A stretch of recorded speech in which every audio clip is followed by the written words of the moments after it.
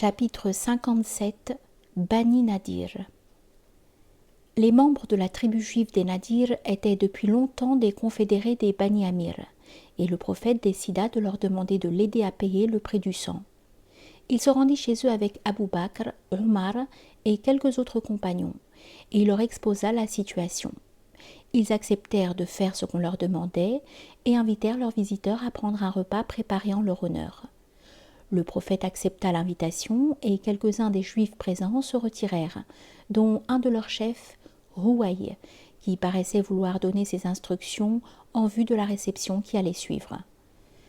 Alors qu'ils étaient assis en face d'une des forteresses, Gabriel se présenta au prophète, sans être vu de quiconque à part lui, et lui fit savoir que les Juifs se préparaient à le tuer et qu'il devait regagner Médine sur le champ. Il se leva donc et quitta l'assemblée sans mot dire, chacun pensant qu'il allait revenir parmi eux un moment plus tard. Lorsqu'un certain temps se fut écoulé sans qu'il soit réapparu, Abu Bakr dit aux autres compagnons qu'il ferait mieux de s'en aller aussi. Ils prirent congé des Juifs et se rendirent à la maison du prophète. Celui-ci leur expliqua ce qui était arrivé et il dépêcha Mohammed ibn Maslama chez les Ben Nadir avec des instructions précises sur ce qu'il devait leur dire. Le messager se dirigea en toute célérité vers les forteresses juives et quelques chefs en sortirent pour venir à sa rencontre. « L'envoyé de Dieu, leur dit-il, m'a chargé de vous dire ceci. En complotant pour me tuer, vous avez rompu le pacte que j'avais conclu avec vous. » Après quoi il leur donna les détails exacts du complot qu'ils avaient tramé, puis il en vint à l'essentiel du message envoyé par le prophète. « Je vous donne 10 jours pour quitter mon pays.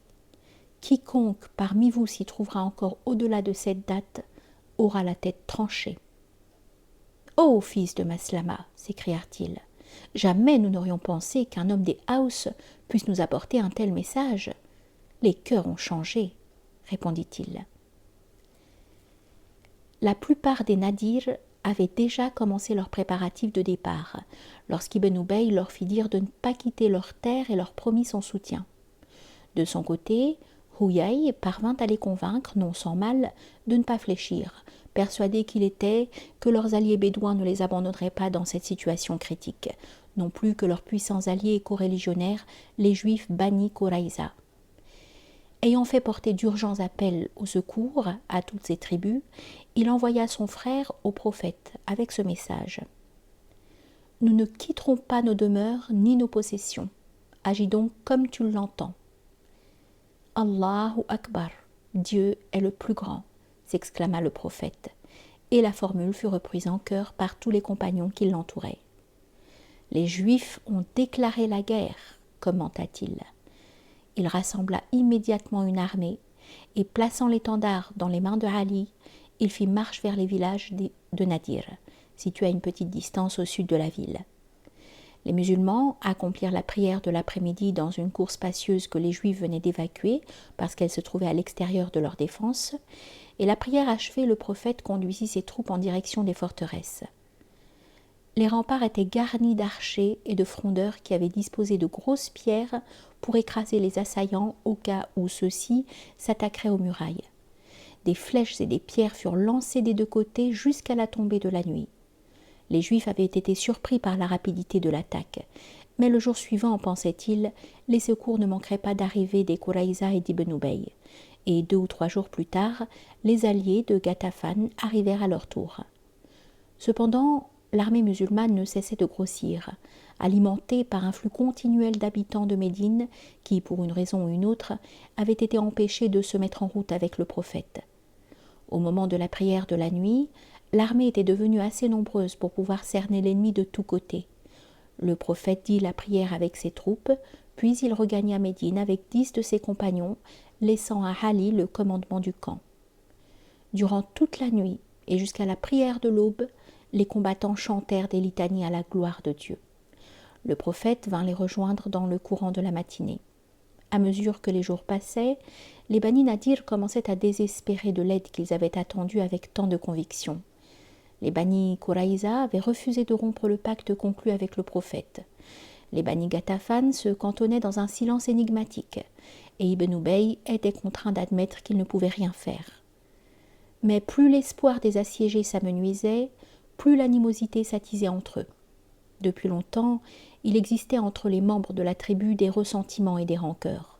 Et maintenant qu'ils se trouvaient totalement coupés du reste du monde, sans qu'aucun signe d'assistance ne se manifeste d'un côté quelconque, la situation devenait intolérable.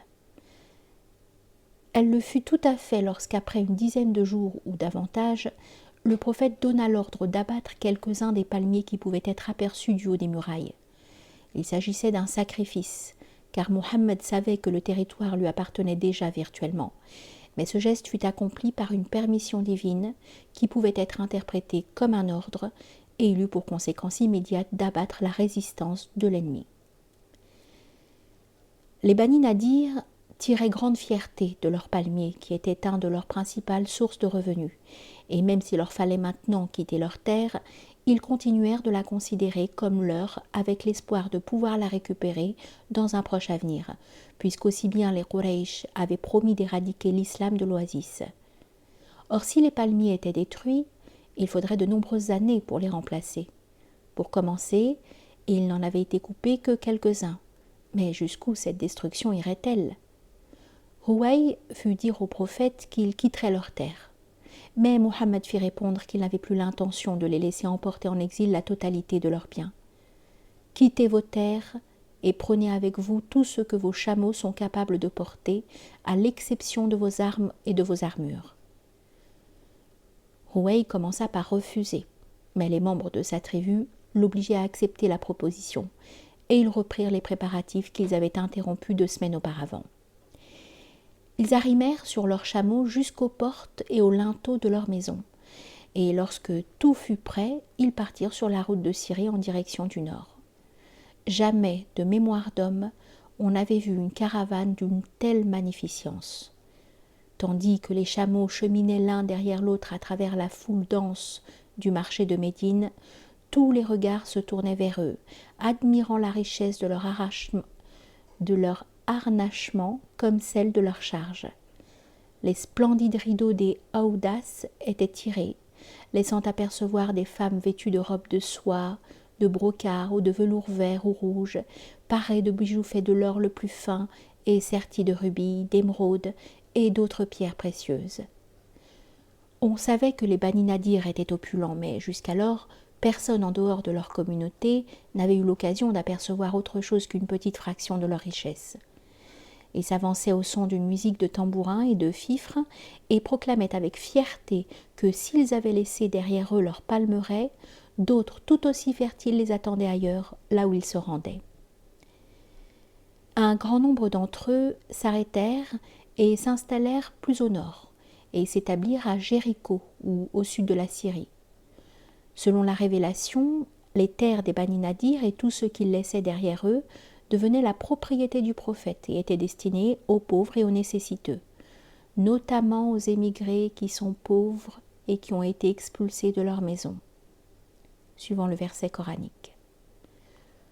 2 seulement parmi les auxiliaires en reçurent une part en raison de leur extrême dénuement. Mais en donnant la majeure partie de ses biens aux émigrants, le prophète les rendit indépendants et soulagea ainsi les auxiliaires d'une lourde charge.